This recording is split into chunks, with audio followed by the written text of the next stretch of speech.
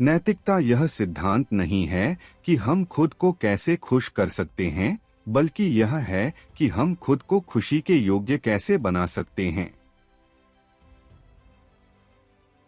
मानव हृदय बिना उद्देश्य के ब्रह्मांड में विश्वास करने से इनकार करता है।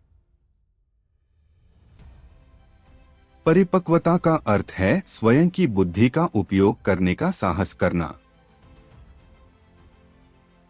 सवाल यह नहीं है कि मंगल ग्रह पर जीवन है या नहीं, बल्कि यह है कि क्या पृथ्वी पर रहना संभव रहेगा।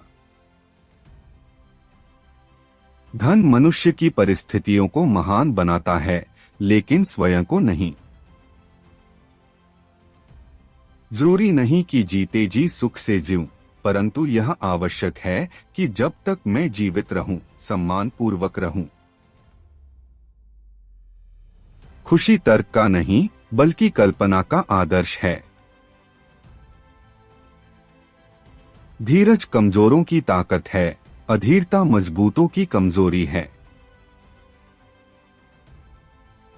प्रकृति कुछ भी व्यर्थ नहीं करती है, और अपने लक्ष्यों के साधनों के उपयोग में वह खर्चीली नहीं है।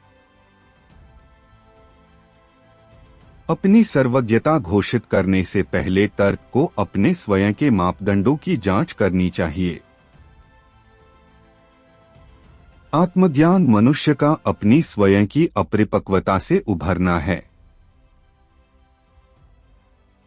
उपकार एक कर्तव्य है। बुद्धिमान व्यक्ति अपना मन बदल सकता है, जिद्दी कभी नहीं बदल सकता। मनुष्य को अनुशासित होना चाहिए, क्योंकि वह स्वभाव से कच्चा और जंगली है। सही काम करो क्योंकि यह सही है।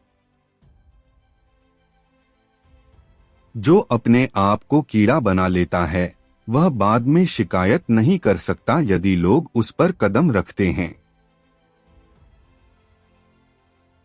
ईश्वरीय आज्ञाओं के रूप में हमारे सभी कर्तव्यों की मान्यता ही धर्म है।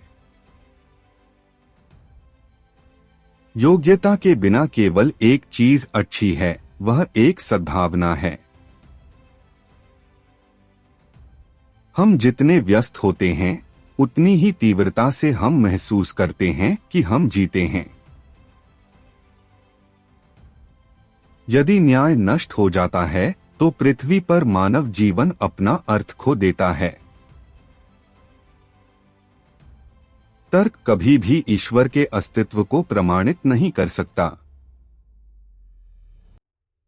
सदा शांति तो केवल कब्रिस्तान में ही मिलती है।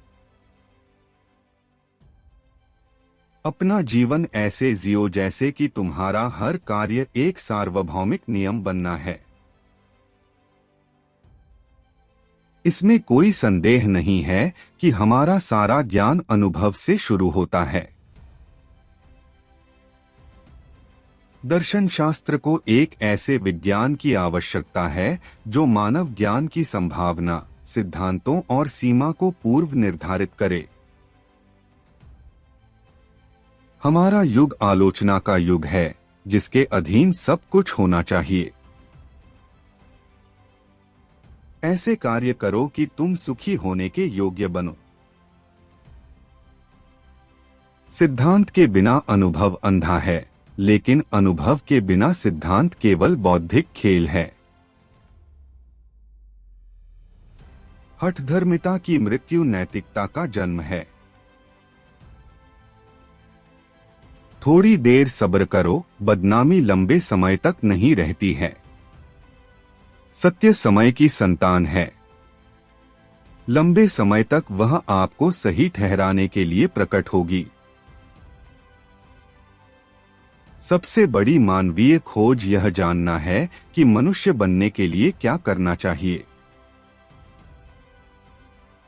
हमारा सारा ज्ञान इंद्रियों से शुरू होता है, फिर समझ में आता है और कारण के साथ समाप्त होता है। कारण से बढ़कर कुछ भी नहीं है। यदि सत्य उन्हें मार डालेगा, तो उन्हें मरने दो। जानवरों के साथ किए गए व्यवहार से हम मनुष्य के हृदय का अनुमान लगा सकते हैं।